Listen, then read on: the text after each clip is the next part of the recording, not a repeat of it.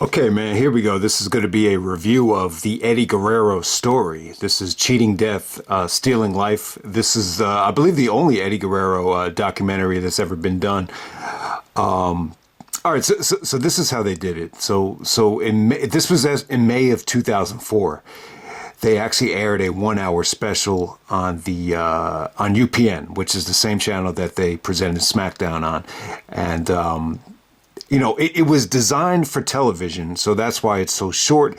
When I look back at 2004, I think the documentaries were okay. I remember the Benoit documentary was maybe it was like an hour and a half, but it really wasn't, until, man, I want to say that the first WWE documentary that really blew me away, obviously the Rise and Fall of ECW, was later on that year. They put a lot of effort into that.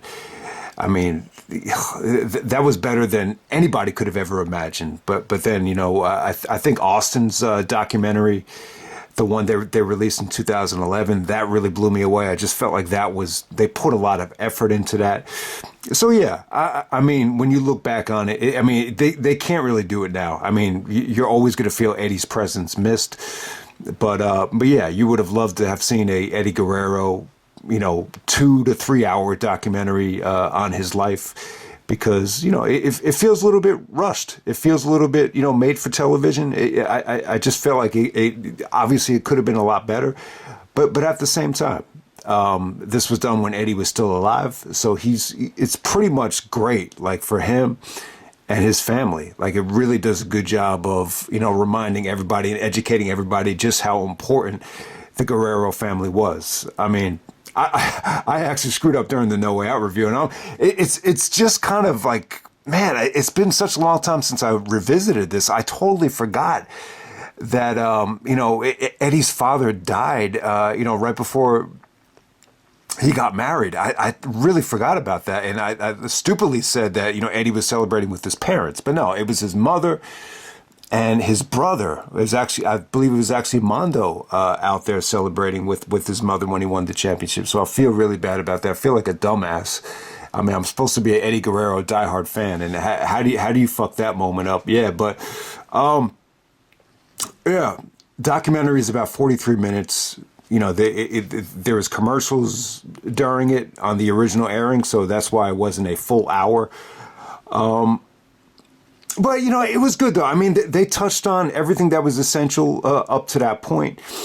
But I do think there is a lot of potential still. Even though Eddie is gone, I still think there's a potential to do something massive on Eddie Guerrero, still, after all these years. So, hopefully someone, takes that into account. And, we'll see what happens over the years. But, I mean, how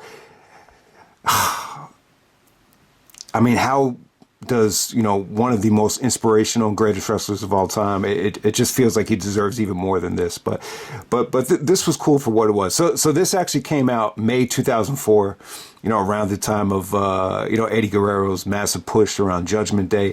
The DVD wasn't initially released until September, I think it was September 28th, 2004. I remember exactly where I bought it. I actually bought it at a mall, FYE, one of those places. So yeah, I mean, it feels like yesterday, man. So, all right, I'm actually going to talk about the matches first here, and it's funny. It kind of got me thinking. I remember some of these kids at school when WWE would release these documentaries. They would only watch the documentary and totally ignore the matches. You had some of those fans that, like, if it was just matches, they really weren't interested. So it just kind of reminds me, and I was listening to a soundbite from Conrad.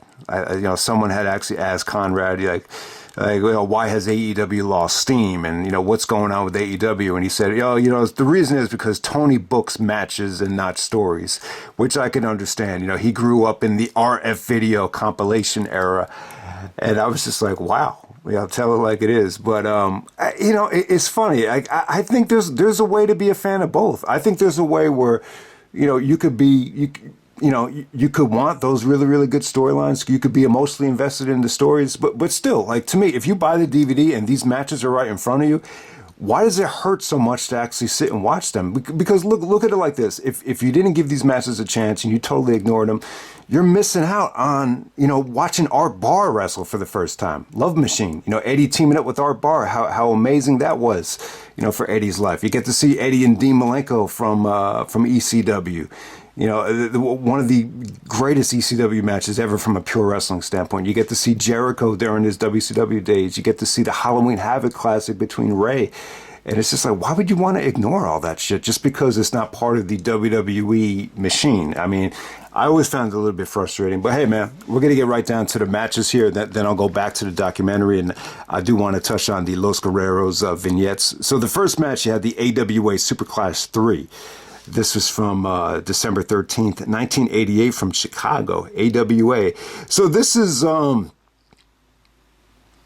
not the Graham family, not Bill Watts, but it's the Gagnes, right? So Hector, Chavo, and Mondo actually taking on Cactus Jack and the Rock and Roll RPMs. Okay, so this was pretty cool. You get to see Foley go out there against the Guerrero family. Not a lot of history between Foley and Eddie Guerrero, but Eddie is actually not in this match. But it was cool. It just showed you, it was a great presentation of Eddie's brothers, the family. It didn't overstay its welcome, but it was cool. All the Guerreros did wrestle, and it was just cool to see them on this kind of stage all together. I think that's why they included it on the set. You just wanted to get a nice little background of, the Guerrero family history. And it just reminds you of how many great families there are in wrestling. Right now we're talking about the Bloodline and the Rhodes family. But, when you think about it, there's WWE released a DVD chronicling all the families back in the day. I don't know if it's out of print or whatever. I never actually bought it. I wish I had looking back on it. But, you got the Hart family, you got the, the Graham family. I mean, the list goes on and on. So many great families in the history of wrestling. But I think when it comes down to it, when you're talking about Mexico, the Guerrero family, Mexico, and, even El Paso, the Texas area. And once again, you're talking about Texas, you got to bring up the, they just released a movie of them. The Von Erichs. How could we forget about the Von Erichs? But when we're talking about Mexico, the Guerrero family is definitely at the top of that list. All right, next up we have the When Worlds Collide pay-per-view. This was actually from Los Angeles, home of WrestleMania 7, the LA Sports Arena. So we're going all the way back to November 6th. 1994. Yeah, I mean, it really didn't feel that dated for me. It really didn't. This is hair versus mask. At the time, it felt like USA versus Mexico. Eddie was kind of a heel here, betraying some of the Mexican fans by siding up with the Love Machine. Love Machine is actually Art Barr. You actually have Madonna's boyfriend out there at ringside. I'm not sure if that was actually Madonna's boyfriend. She was into a lot of bad boys at the time. I don't necessarily think that was Madonna's boyfriend, but you heard that time and time again. It was good, man. This was actually, they don't have a list here, but it was 2 out of 3 falls. So it was a unique stipulation here. I don't think the stipulation necessarily worked. You had to, for a fall, you actually had to pin both members of the tag team. So it was a little bit not really believable. I think it was hard to make work, but they definitely got the job done. I mean, you get to see Art Barr do the Frogsplash here. He really reminded me of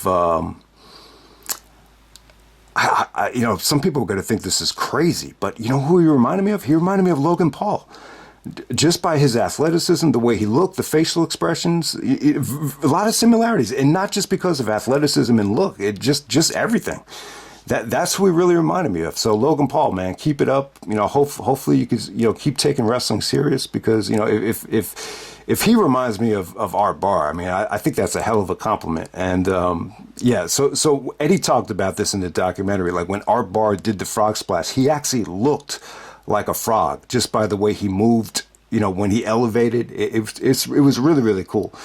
So, I definitely think, that Eddie and RVD feud, they could have tapped into that a lot more with the Frogsplash thing, because Rob Van Dam calls it the 5-star Frogsplash. Eddie could have went into depth about how you're disrespecting my friend, my hero, the long lost Art Barr, who, who passed away, I believe, shortly after this. So this is Eddie and Love Machine Art Bar taking on Octagon and El Hijo Santo. And yeah, Santo was really over with this crowd. Yeah, really over with the Mexicans. They were really chanting his name. He was awesome here. He looked really good. Octagon, he kind of was dressed like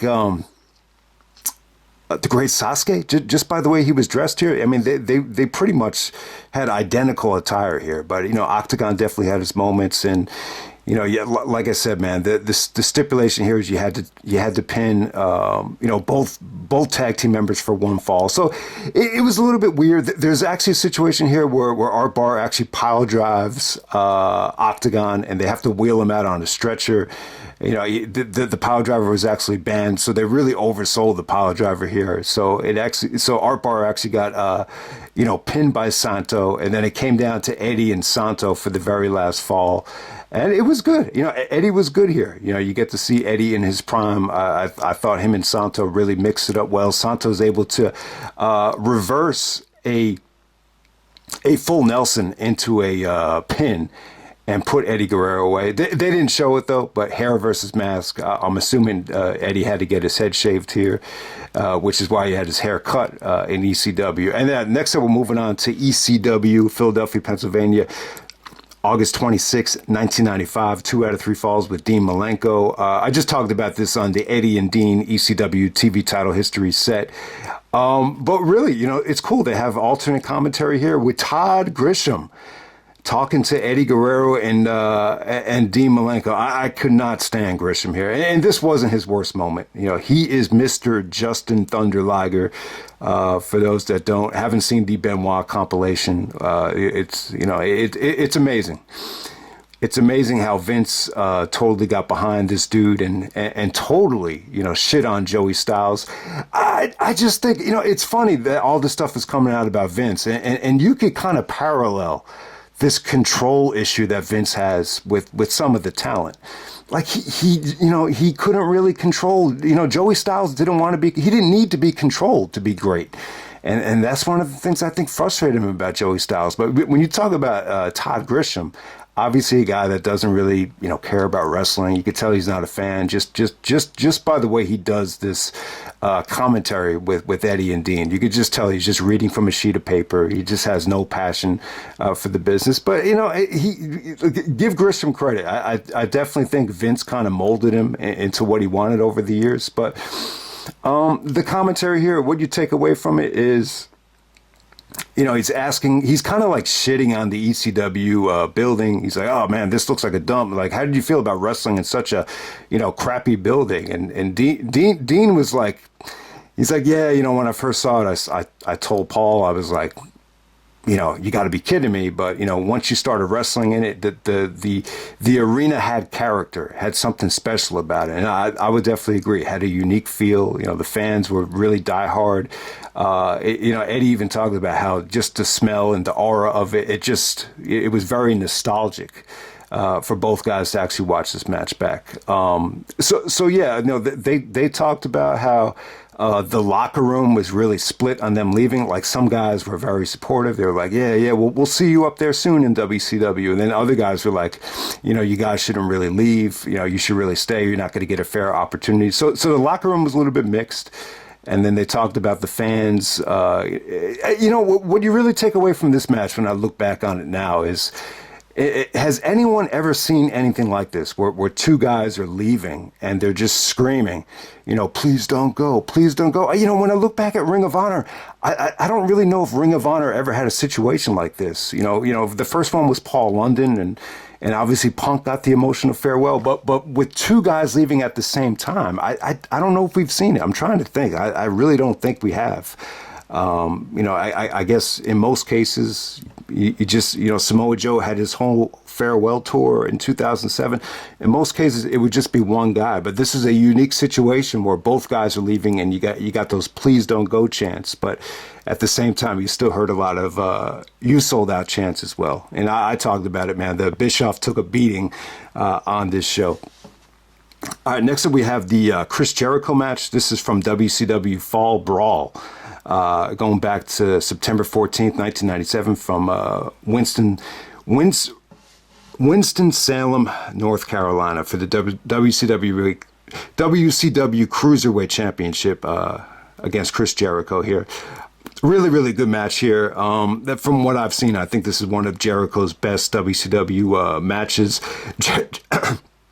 Jericho definitely needed to turn heel, so this is probably one of Jericho's last babyface matches before he had that awesome heel turn in 1998. Very, very, very goofy version of Jericho. Just the way he's selling the surfboards and some of the submissions, you get a little bit of that goofiness that was still there, the night he debuted against The Rock. But yeah, Eddie was great here. He just looked really, really trim, really slim. There were actually some chants of deport Eddie. They were like, deport Eddie, deport Eddie. But, Eddie kind of won the fans over by the end of this match. It definitely felt like they were more into Eddie than Jericho. Jericho just seemed a little bit stale here. But it was good, though. It was a good match. It's Fall Brawl, so you have the War Games double ring set up. So, that's always annoying. But it didn't really take away from this match too much. I thought this was unique. You had a blending of the Mexican style with, the Japanese style. And at the same time, Jericho's, used to wrestling in Mexico. So you just saw a lot of, Mexican style pins, Oklahoma rolls, nice transitions from Jericho. He even went back to the Stu Hart playbook with some of the submission work. I don't really think Jericho ever trained with Stu, but he did train with the Hart brothers. And, so it was definitely a nice little mix here, man. It was really, really good, man. I just think they had an exciting match here. The finish came off awesome. Jericho tries to do a superplex off the top rope. Eddie counters it into a crossbody, and then he does the Frogsplash to get the victory. The fans erupted on the Frogsplash. So yeah, you could even see here Eddie, was getting into a nice little groove in terms of conditioning and confidence, right before the Classic with Ray at Halloween Havoc. All right, next up we have the WCW Halloween Havoc match. You actually have alternate commentary here, which I listened to back during the Halloween Havoc review. I didn't listen to it again, but I just remember Ray just saying, some of the moves he did here once in a lifetime, which means like everything just flowed really well. Eddie said everything flowed beautifully that night. The psychology, the transitions, the execution, it was just flawless. There wasn't one thing that went wrong. I mean, when I watched this match back, it's really not that long. It's about 15 minutes of just pure perfection. It just has such amazing replay value. Yeah, I mean, it's just an incredible match to watch. So if you haven't seen it yet, this is one match that really does feel like a video game. That ending is just fucking beautiful with, Eddie going for like almost like a razor's edge off the top rope, and then Ray counters it into a reverse Rana. I mean, God, that is a beautiful finish. I mean, that one spot too never gets old when Ray actually does the senton off the top apron, and then he transitions into a hurricanrana in the middle of the ring aisle. I mean, it was crazy shit, man. But yeah, Eddie just never looked better here. Ray just was in a nice little groove, and like I think I said this during the review, but you can't appreciate how good this was until you watch some of the other WCW stuff back, because the other matches were good, but it just didn't have this type of feel to it, where everything was just like freaking perfection. So that's the Halloween Havoc Classic. It's on here. I think they did a good job with the match selection. At the time, they gave you a little bit of everything. They gave you, AAA, ECW, WCW, the WWE stuff was good too. So, at the time, they really didn't go overkill with the multiple disc sets. The first one they did 3 discs for, I think it was Flair. But before we move on to disc 2, they have all of the Los Guerreros lie, cheating, and stealing vignettes. And until you watch these back, man, it's not going to hit you until you watch them back how really, really good they were. I think what you take away from this is how good Eddie Guerrero was at the time. He had just gotten that mullet cut right before the vignettes, and goddamn, it timed out great because he just seemed, really confident here. He had that segment with The Rock where, that he's calling out The Rock for being a big shot, and then Rock is like, no. Eddie Guerrero, you are the movie star. And when you watch these back, you say to yourself, man, what potential Eddie had as an actor. I just think at the time, you know, they didn't really take these too seriously. I think Eddie had the mindset was that these were just for fun. But, you know, I think when you get this version of Eddie Guerrero, when he doesn't put a lot of like pressure on himself, like he's like more charismatic and more funny than just about anybody, man. All right, so let's go through them. The first one was actually a baby carriage vignette. So him and Chavo are walking down the street, and there's like this hot blonde, you know, that they think is Pamela Anderson from Baywatch. She's rolling the baby carriage, and you know, Eddie wants to know the name of the baby, and she's like, oh, her name is Emily, and Eddie's like, you know what Emily means in Spanish? The sunlight from God. So they're looking at the baby, then they end up stealing like everything. They steal all these watches. Chavo actually steals the baby bottle, and Eddie's like, "Why'd you take the baby bottle?" He's like, "Man, you stole everything else. I had to take something." And then as soon as they turn around, Eddie's like, "That's the ugliest baby I've ever seen." So that was a funny vignette. The pool vignette is really cool. Eddie and Chavo, they knock on this poor old lady's door. Eddie actually has like the pool drain hose like wrapped around his neck, and they said like they're from some environmental protection agency, and they have to make sure all the pools are clean. Eddie actually goes like, yeah, you wouldn't want your pool to start leaking, you know, because you know it might get wet. So it was pretty funny. Like I think Eddie just made this segment just from that whole it might get wet, you know, part of it, and how he had the drain wrapped around him. And then when the old lady comes out to check on the pool, they're having like a party. They got girls there. It's kind of like an unrealistic segment, but it was pretty funny, man. The lowrider segment. So there's like these, you know, preppy guys, you know, hanging out with these hot girls, and they're kind of intimidated by Eddie and Chavo, so they give them their wallets, and they kind of ride off with the girls. The highlight here will be Eddie. Eddie just goes like this to the girls. He's like, hey, mamacita, you feel like munching on a burrito?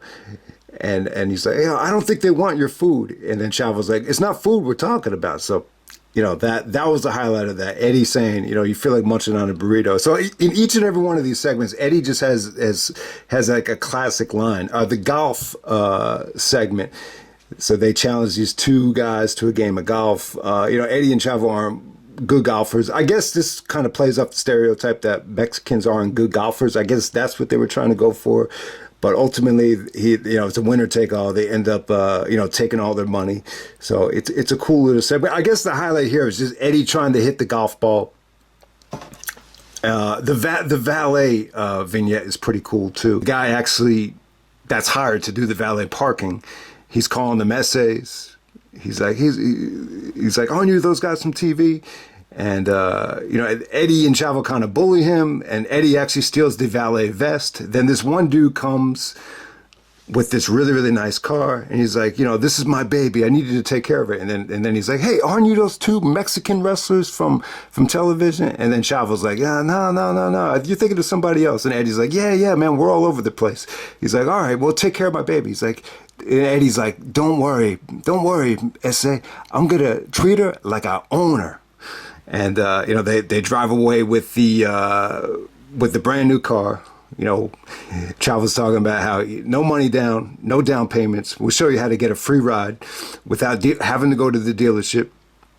So, yeah, classic segments. I do think, you know, once you saw these on SmackDown, I do think they needed something to get them to the next level. And, you know, but when I look back at it now, man, it's just Eddie was really the star of the show. I think Chavo is more of a natural heel, but you could just feel something very, very authentic and funny, you know, with Eddie in these segments. So there you go. Those are the Los Guerreros vignettes. And then moving on to disc 2, we got the Bash at the Beach, going back to July 12th, 1998 from San Diego, California. Obviously, we got Dennis Rodman and Karl Malone in the main event. This is the same pay-per-view as that. Yeah, Eddie and Chavo was okay. You know, Chavo talked about how they didn't really team up together in WCW. It was just kind of like, they teased it, but they didn't really go ahead with it. Eddie just wasn't feeling it. Chavo really wanted it. He was actually wearing a shirt that said Eddie Guerrero is my favorite wrestler. So they were doing Chavo and, Booker T's brother at the beginning of the match. And, the match never got started. So you get Eddie versus Chavo, hair versus hair. It was kind of weird, man. I just think it's okay. Chavo said it's his most memorable WCW match. It's certainly not his best. When Chavo came out, he comes out with like super soakers and balloons wrapped around his head. I don't know, man. I thought it had potential if they took him more serious. Eddie's able to small package Chavo. Chavo ends up shaving his head by himself. He wants Eddie to shave his head too so they could be brothers, but Eddie is just not having it. Eddie got some good heat here, but for the most part, I don't think the fans were really that interested in, Chavo at all at this point. But, it is what it is. It was really the only Eddie and Chavo match from WCW. I guess that's why they put it on here. But yeah, I don't really know if Eddie and Chavo ever had like that one-on-one classic. I mean, their biggest match ever was at Royal Rumble 2004, but that was more designed just to show that Eddie was an ass kicker. It was more of like a semi-squash. So I don't think, Eddie and Chavo ever had that one classic. I mean, they probably should have had it on SmackDown, in 2004. I just don't ever really think they did when you look back on it. All right, next up we have the classic on Raw, one of the best Raw matches of all time, from Chris Benoit's hometown of Edmonton, Alberta, Canada. This is May 27th, 2002. This has its own classic review, so you know how I feel about it. One of the best ladder matches of all time. You got alternate commentary here with Eddie and RVD, which is cool. It was cool to see them get along on commentary. They seem like they really like each other. I really enjoyed it, man. I enjoyed the commentary here. It didn't, piss me off or anything. Eddie just said that he was nervous as hell before the match because the match he had with X-Pac in WCW sucked. He said it was the shits. And so he was really nervous. You could tell, like when Eddie came down to the ring, you could tell the way he's looking up at the belt. He looks a little bit nervous, but sometimes when you're nervous, it's good because it means you care about, putting on a good show. I mean, if Eddie wasn't nervous and he was lackadaisical, then it would have been a problem. But it's a really cool match. To think that Eddie is just, I guess you might even say, a month removed, from main eventing the Murphy Rec Center at Night of Appreciation, which was a tag match. He was Intercontinental Champion at that time, but 1 month later, he's main eventing Raw against Rob Van Dam. It's incredible. But I do think, it's very similar to Cody. Eddie going back to the Indies, Ring of Honor, IWA Mid-South against Punk, actually wrestling Rey Mysterio, going back to the Indies. I think it kind of, brought back that eye of the tiger, that edge that Eddie was missing, during his initial run. And, him and RVD went out here. And, the one thing you could take away from this ladder match is it wasn't like perfect. There's a lot of botches. You have the fan interfering. RVD actually falls off the ladder. Like, not everything came off perfect here. But, this is a case where not everything needs to be flawless, like the Halloween Havoc match, for it to be memorable. I still thought it was an awesome Raw. This match right here, it doesn't totally capture how good the Raw was. They kind of end it, after Eddie attacks Rob with the ladder, and you don't get to see Austin come out. You don't get to see Benoit's heel turn. But if you haven't seen it yet, check out that whole Raw. It's one of the best Raws ever. Ironically, Austin walks out, shortly after that show. But yeah, great ladder match right there. Rob Van Dam wins the belt back in Chris Benoit's hometown. And what you really take away from RVD on commentary here was he just said that whenever they booked him in ladder matches, it was like one of the few times where he felt really at home, really comfortable, like he could just really go back to that ECW style. And I would agree. I mean, he had so many good ones with Jeff Hardy, Rob Van Dam, Christian, the TLC4. It was just kind of the best way to use Rob in the WWE environment, very similar to the, whenever he was hardcore champion. All right, next up we have the Survivor Series, the triple threat elimination match at Madison Square Garden, featuring the SmackDown Super Six. So you got Edge and Rey Mysterio as tag team champions, taking on Kurt Angle and Chris Benoit. and then taking on Eddie and Chavo. So they put this on here because Eddie and Chavo win the tag team titles. After they won it, you know, they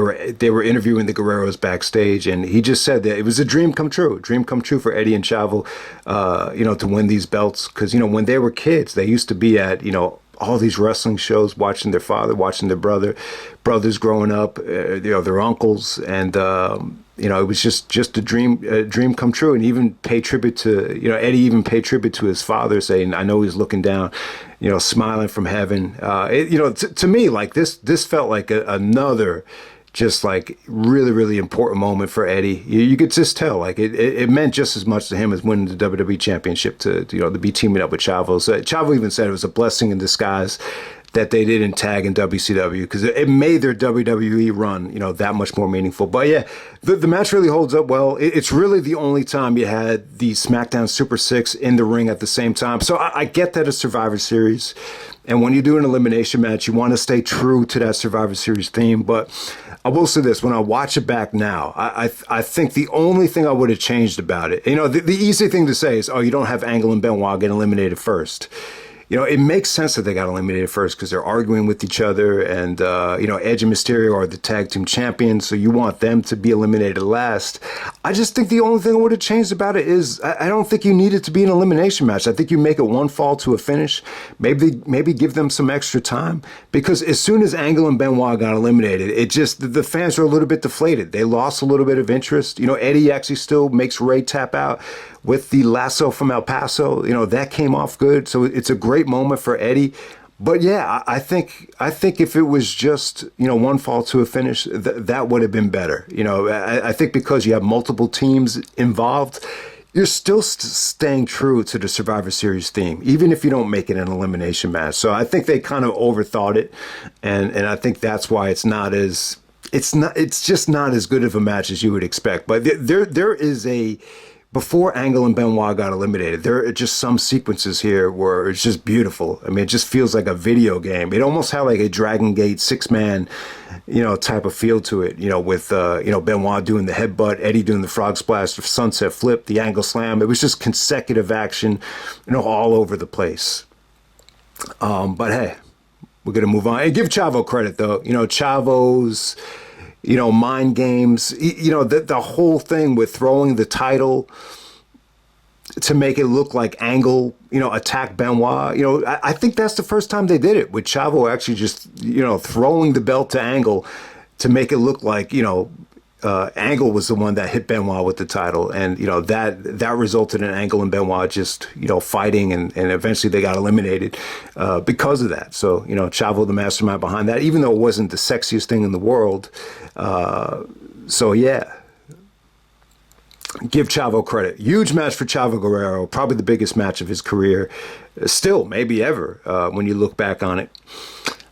Next up, we have the WWE Vengeance match, July 27, 2003, Denver, Colorado. So Eddie actually beats Benoit in the finals of the United States tournament. A great victory for Eddie. I think Eddie really needed it more than Benoit.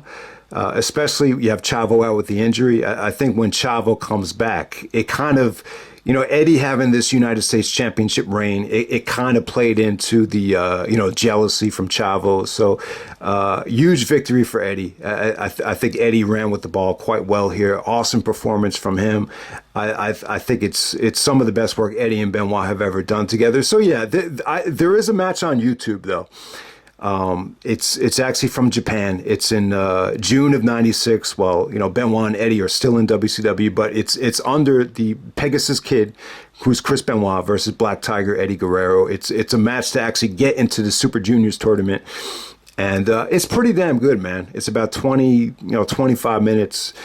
Some people think it's the best Eddie and Benoit match. I'll say it's probably their best work from Japan. Benoit's a little bit more, toned and in his prime at that time. I would still prefer to see Eddie and Benoit, without any mask on. So I'll still go with their Vengeance match as their best match ever. But, definitely going to try to revisit, that New Japan match before I make my final list on Eddie Guerrero. And next up we have No Way Out. 2004 from San Francisco, California. So Eddie versus Brock Lesnar, the classic match from No Way Out, which is very, very well documented. Yeah, I mean, I think I pretty much said everything I needed to say about it. Did want to make clear, though, it's Eddie celebrating with his mother and with Mondo Guerrero, his brother. You know, he looks like he could be Eddie's father at the time because he's a little bit older than Eddie. So, you know, maybe that's why I totally forgot that, you know, Eddie's father, Gory Guerrero, you know, passed away long before this match. But yeah, I think Eddie and Brock was great. You know, I've never seen Brock sell like this, you know, for anybody. You know, this is Eddie's the one guy that was really able to do like leg scissors and hurricanranas to Brock. I just don't know if we've ever seen like Brock take, you know, bumps like that. And, you know, this is where Eddie really separates himself from the competition. You know, I mean, is he the wrestler that Kurt Angle is or even Chris Benoit is? You know, maybe not, but what Eddie has on, you know, a lot of other guys is just, you know, that style, you know, to execute hurricanranas or to execute tornado DDTs from the top of Brock Lesnar's, you know, the top of his neck. I mean, he's the best at that. I don't think there's anybody better at executing, you know, moves like that. That finish that he did against Brock there. So there you go with that. All right, just some extra stuff on the set. Eddie Guerrero's mother has a heart attack. They showed this from SmackDown. I believe it was actually at a house show. I didn't even watch this back. It's too depressing for me. I just did not want to watch it back. But yeah, I mean, it is cool that Eddie's mother was a part of the documentary as well. But it is sad though that you know, Eddie passed before the mother had passed, though. That had to be really difficult for her. There's a ton of just really, really cool things here. There's so Eddie did this commercial, YJ Stinger. It's like this, you know, I've talked about this, like there's like too many sports energy drinks.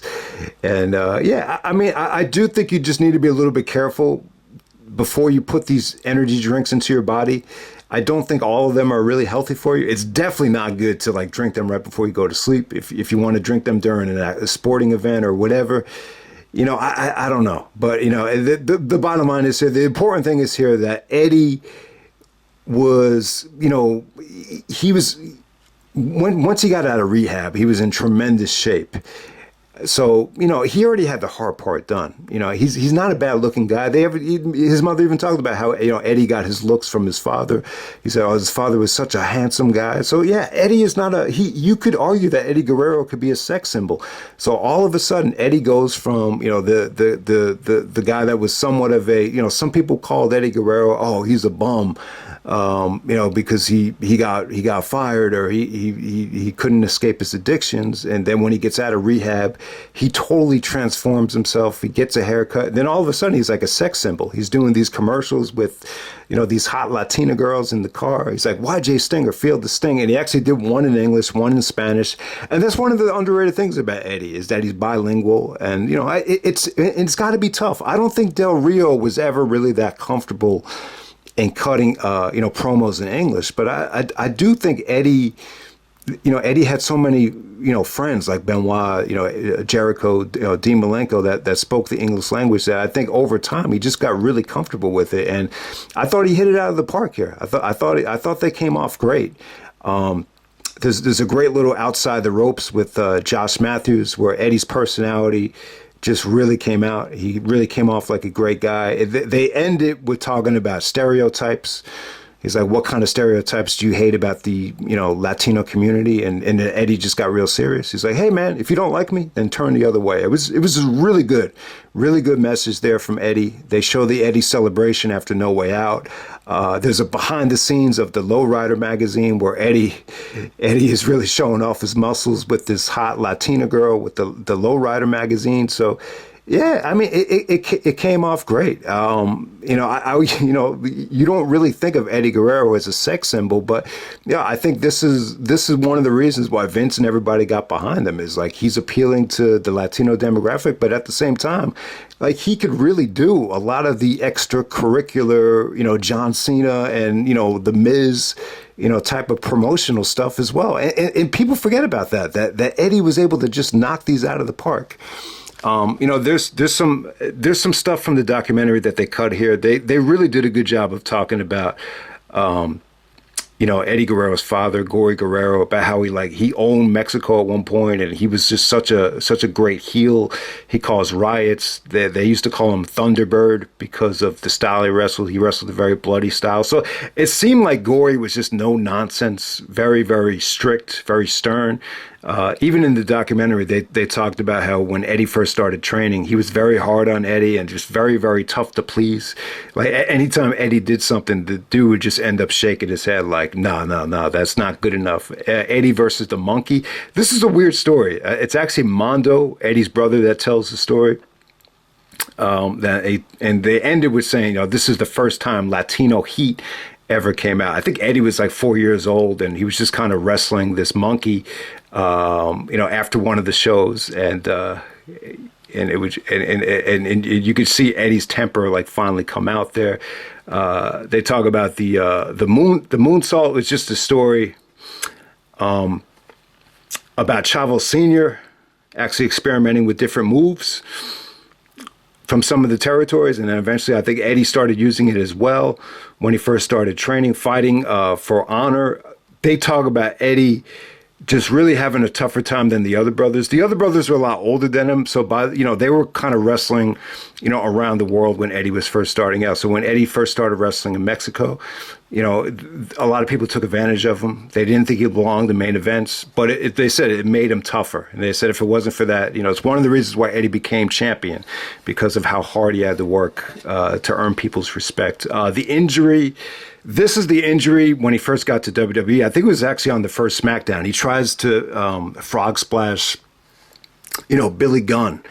And he tries to frog splash him so hard that he actually blows out his elbow. Like the elbow's like on the other side, and he has to get surgery that night. So I don't know how well this is going to age for everybody. But he talked about how the McMahons are a great family, great people. Stephanie and Vince stayed at the hospital all night with Eddie just to make sure he, got through the surgery. And he said, I work for a great family. So, yeah, it's kind of weird. And then you have the Los Guerreros.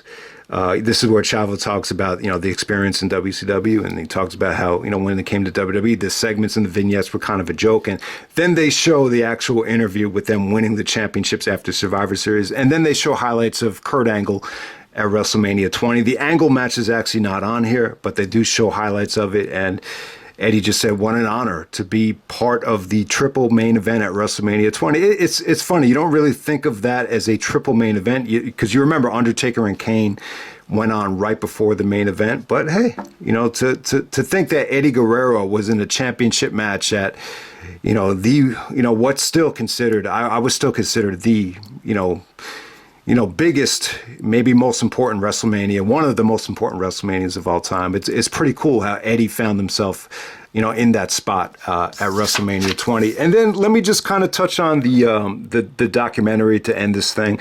But overall, I thought the documentary, it was really a good presentation of Eddie's family. You get to hear sound bites from the sister, Linda Rodriguez. At the time, obviously, she got married, and it goes by a different name. You get to hear from her. All the brothers, you get to hear from the mother. There's just really good behind the scenes pictures of the mother, and Eddie just looking at, pictures from the past, whether it be Eddie's first lowrider and, Eddie, playing all these different sports and when he started wrestling in high school, just a lot of good stuff there.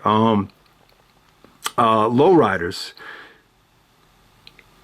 You get to see Eddie kind of riding around in the lowrider in El Paso. He actually stops and goes to get some Mexican food. So you get to see Eddie kind of, mix it up and, talk to some of the fans as he's riding the lowrider. He even talks about the graffiti that's in El Paso.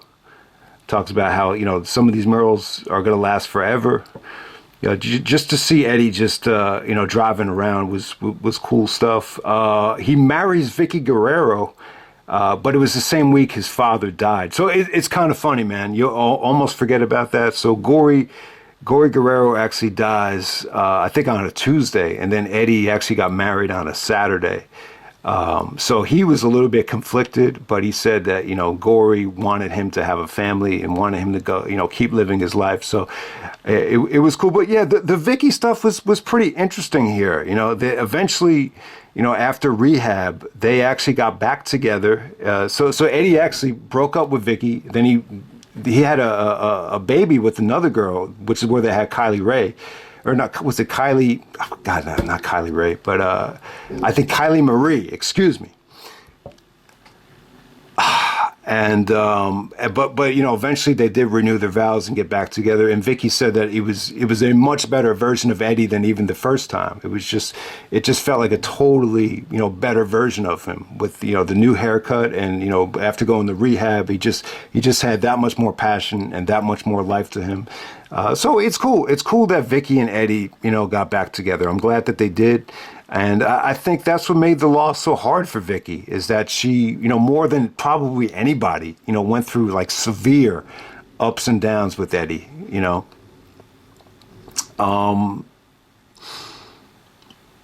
Career begins. Eddie talks about how at first he thought it was unrealistic to get to WWE, so he felt like going to Mexico, going to Japan, just like his brothers, was going to be the better route. And they show footage of him wrestling Benoit in Japan as Black Tiger. Then they transition to ECW.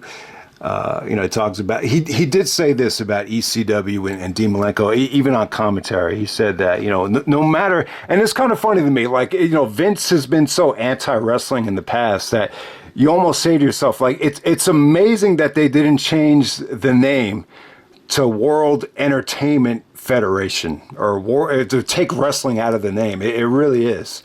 Most people, people would have really bitched about that. WWE, when they changed the name to WWE, people hated it at first, and Stone Cold would be at the top of that list. But Eddie even said that no matter what they call it, ECW, whatever the style is, it always comes back to wrestling. And that's I can't believe it was Eddie that said that, because I've always loved that soundbite. Like, it always comes back to wrestling. So yeah, very, very, very shortly they spend on the ECW time. When he goes to WCW, they touch on the Ray stuff. They show all these great highlights of Eddie in WCW and talking about how much money it brought him, and it made him feel happy, to spend all this money on these luxurious things. But over time, it's like that wasn't enough, and I had to, spend more money on drinking, and it was satisfying at first, but over time he was just like, wanted to do something else. But maybe WCW caused that. Maybe the environment, and I never thought about it much, but maybe that environment where all these great wrestlers were just kind of kept in this box and not really allowed to set goals for themselves, because the main event was going to be what the main event was going to be, like, no matter what. And maybe that caused kind of an unhealthy environment, but Eddie's one of the guys that really explored with drugs and alcohol, to the point where it just he ended up getting into a car accident one night from taking like sleeping pills. And then there was an overdose around Christmas time in front of the kids and in front of the family. And then, everybody was just angry with him. The car accident was bad because, a lot of people think he never really recovered from it. And he had a tough time coming back from that. All right, Latino Heat, he finds himself in the WWE. They kind of quickly graze over the China stuff. So they show Eddie's charisma there.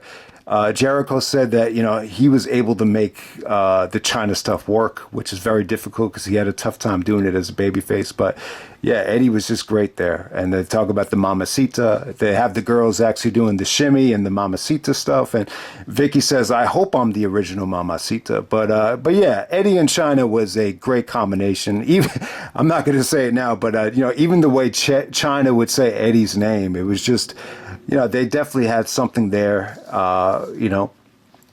but ultimately it led to Eddie turning heel at the end of 2000, so that didn't last that long. Problems get worse. They touch on Benoit and Dean Malenko. It was actually I think it was Minnesota, which is very, very ironic because Eddie actually died in a hospital, or not a hospital, but in a hotel room in Minnesota after brushing his teeth.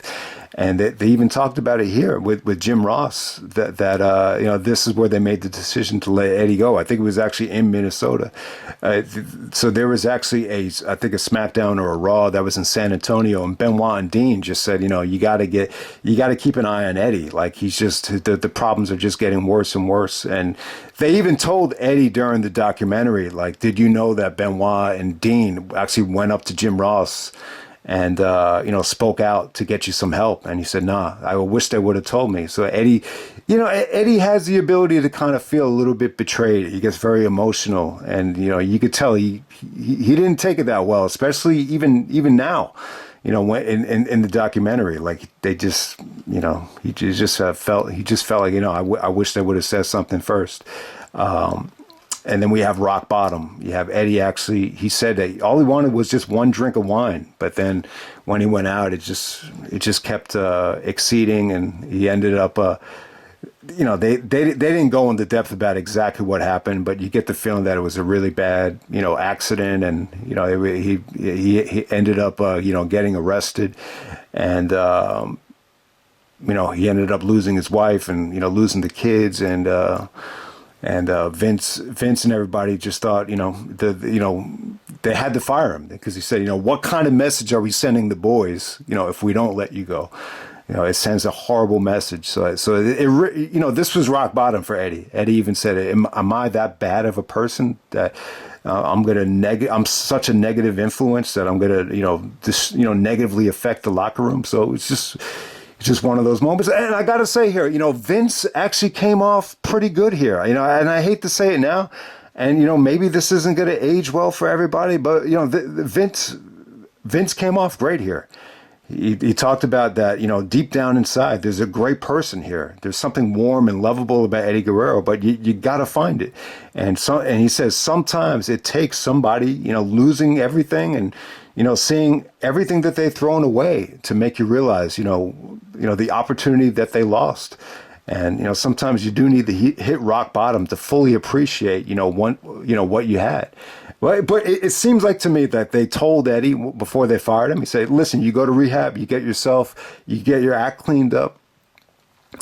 The door is always open. So, I think sometimes there's this perception of, like they were never going to bring Eddie back, and Eddie was going to go to jail and just become a bum, and that was it. But hey, to know that they left the door open, I think Eddie kind of saw that there was light at the end of the tunnel, and once he got out of rehab, he was unstoppable.